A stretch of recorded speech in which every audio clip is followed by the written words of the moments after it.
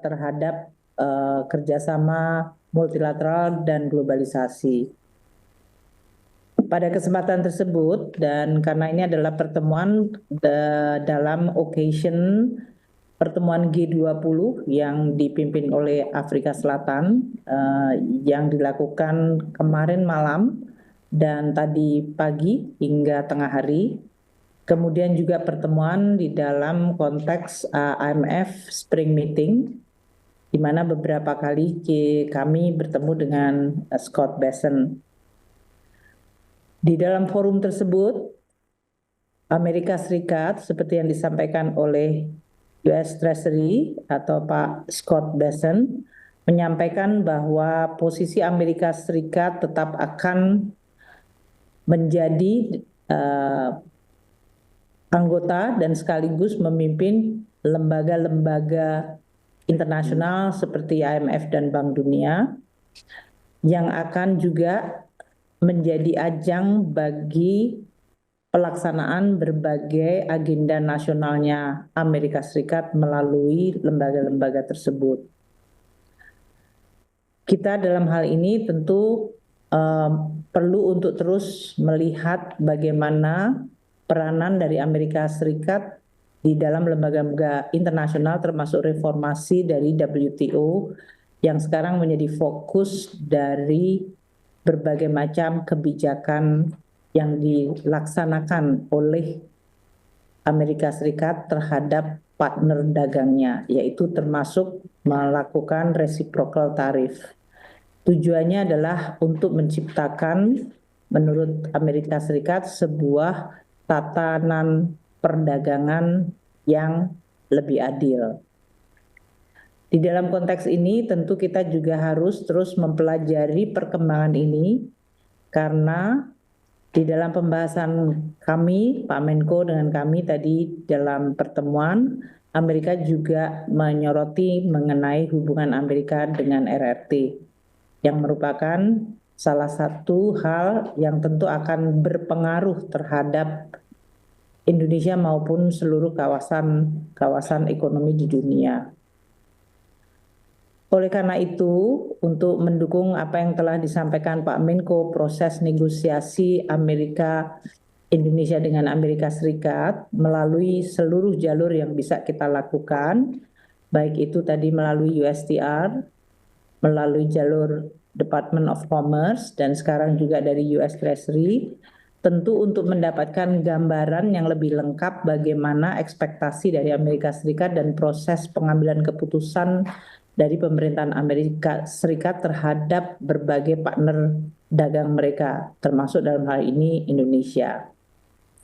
Dalam kesempatan ini pun, saya karena ini adalah dalam rangka juga pertemuan G20 dan Spring Meeting, melakukan perbandingan catatan atau compare notes dengan beberapa menteri keuangan untuk menanyakan bagaimana negara masing-masing melakukan engagement dengan Amerika Serikat.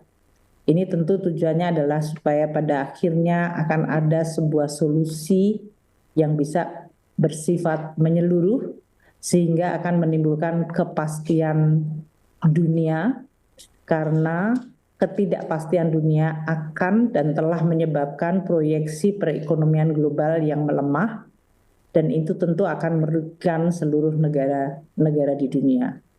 Jadi kesempatan untuk Spring Meeting ini juga untuk bisa bersama-sama menggunakan forum dan pertemuan untuk menurunkan tensi ketegangan, dan juga untuk mencapai berbagai pemahaman bersama sehingga perekonomian dunia dan kondisi dari perekonomian masing-masing negara bisa terus terjaga agar tidak terjadi risiko perlemahan ekonomi atau bahkan resesi yang tentu akan berakibat kepada kesejahteraan rakyat dari semua negara.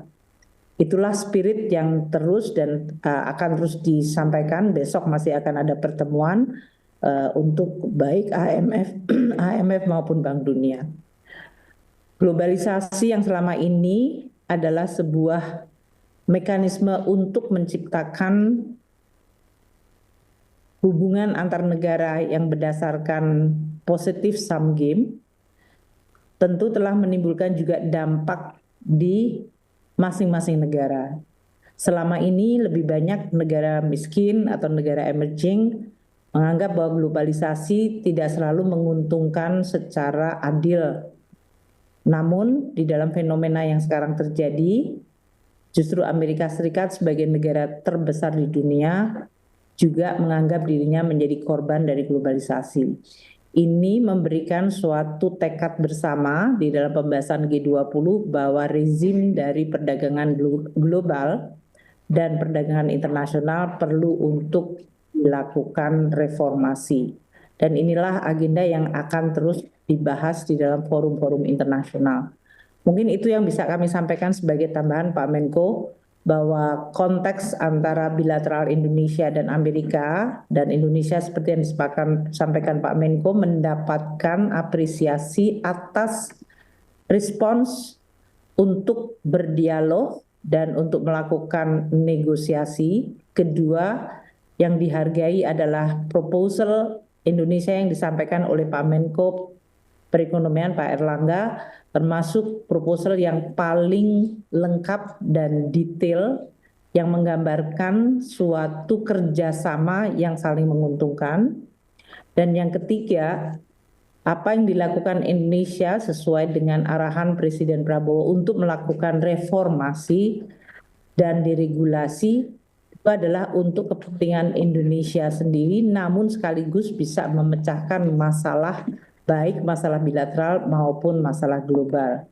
Jadi ini adalah sebuah pengakuan dari Amerika Serikat terhadap langkah-langkah yang dilakukan oleh Indonesia, dan dengan bekal komunikasi awal yang tadi kan Indonesia among the first timer, the first mover, itu dianggap akan memberikan advantage atau keuntungan dalam posisi Indonesia di dalam proses perundingan ini.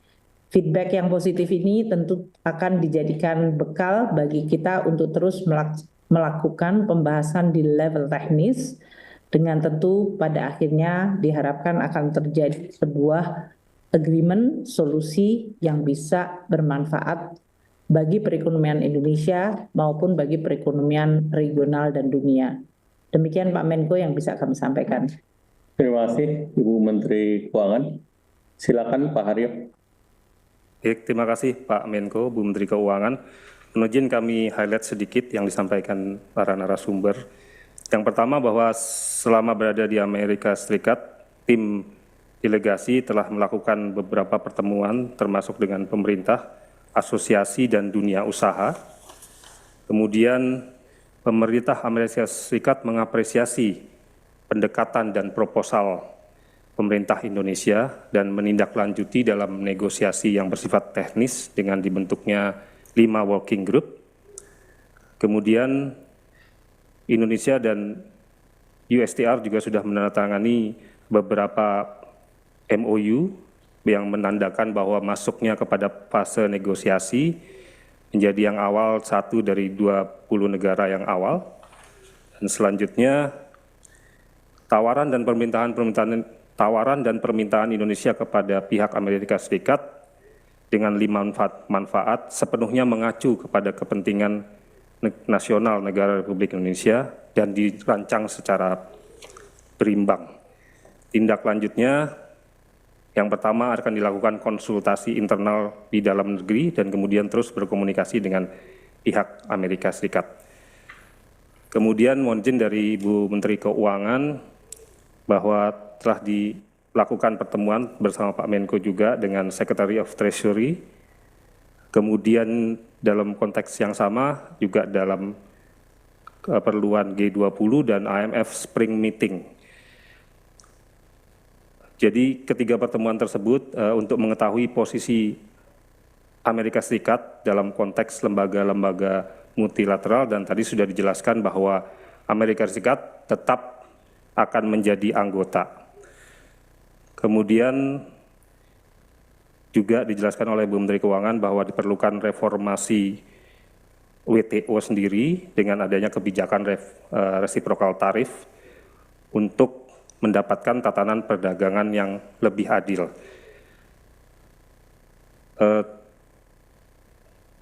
semua jalur sudah ditempuh dan tadi disampaikan juga bahwa proposal yang disampaikan oleh Indonesia, Pak Menko Perekonomian, mendapat respon yang sangat positif karena baik menyangkut kepentingan bilateral dan juga kepentingan global. Mohon izin, demikian highlight yang dapat kami sampaikan. Izin Pak Menko, apakah kita bisa berlanjut ke sesi kedua, tanya jawab? Silakan. Terima kasih Pak.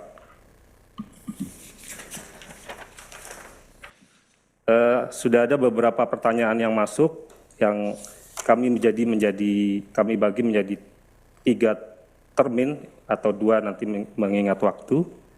Yang pertama dari Ayos Carlos dari iNews. Ada 3 pertanyaan akan saya sampaikan secara singkat. Yang pertama adalah terkait pelayanan QRIS hingga kondisi Mangga 2 yang dituding sebagai tempat barang bajakan. Apa alasan Amerika Serikat dan apakah dibahas dalam perundingan dan apakah langkah pemerintah? Kemudian pertanyaan kedua dari Ayos Carlos. Hal fundamental apa yang harus segera dibenahi untuk mencapai kemandirian dalam pengembangan industri nasional? Kemudian yang ketiga, dalam rangka menghadapi dampak tarif impor Amerika Serikat, pemerintah Indonesia fokus mencari pasar alternatif. Apakah boleh diupdate negara mana saja yang mempunyai peluang ekspor baru terhadap menjadi pasar Indonesia yang baru? 3 pertanyaan dari Ayos, kemudian yang kedua Pak Menko dari Stefano Reuters. Ada 3 pertanyaan juga, mohon izin. Apa saja tawaran resmi yang diajukan Indonesia kepada pemerintah AS? Apakah termasuk penambahan impor dan apakah pesawat tempur termasuk di dalamnya? Kemudian yang kedua, apa respon awal dari pemerintah Amerika Serikat terhadap tawaran-tawaran Indonesia dan kapan dijanjikan akan direspon oleh Amerika Serikat? Kemudian yang ketiga adalah apa saja tantangan yang dihadapi tim delegasi Indonesia selama bernegosiasi kurang lebih seminggu di Amerika Serikat dan apa rencana ASEAN sebagai satu grup dalam bernegosiasi dengan Amerika Serikat.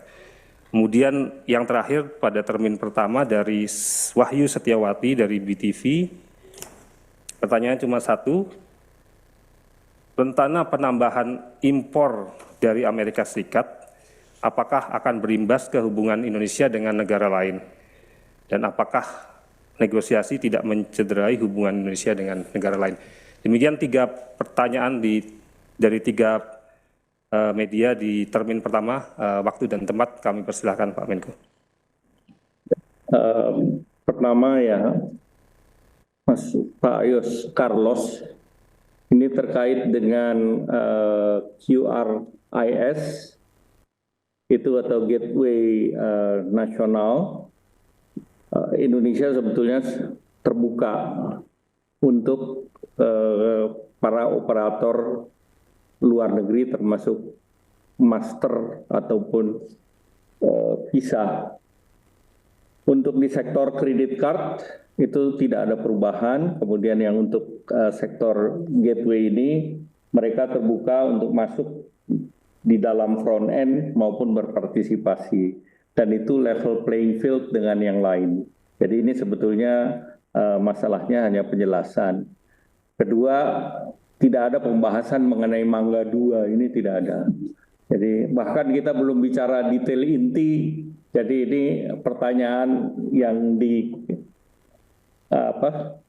diramaikan ini variasinya banyak. Ini seperti bahan untuk bimbingan belajar. Kemudian yang kedua terkait dengan hal fundamental yang harus dibenahi oleh sektor pengembangan industri nasional tentunya. Saudara, baru saja kita dengarkan tadi adalah pernyataan dari Menko Perekonomian RI Erlangga Hartarto serta Menteri Keuangan Sri Mulyani terkait dengan perkembangan terkini negosiasi dagang antara Amerika Serikat dan juga Indonesia, di mana tadi disampaikan ada sejumlah MOU ataupun nota kesepahaman yang sudah ditandatangani antara Indonesia dan juga Amerika Serikat. Kemudian proposal yang diberikan oleh Indonesia ke Amerika Serikat juga ditanggapi positif oleh Amerika Serikat, dan tentunya ini menjadi langkah yang baik dalam memasuki negosiasi ke tahap selanjutnya, dan tentunya ini juga menjadi salah satu keunggulan Indonesia menjadi salah satu negara pertama yang awal yang bisa bernegosiasi dengan Amerika Serikat. Dan saudara, demikian Breaking News Kompas TV, saya Brema Latinaya, sampai jumpa.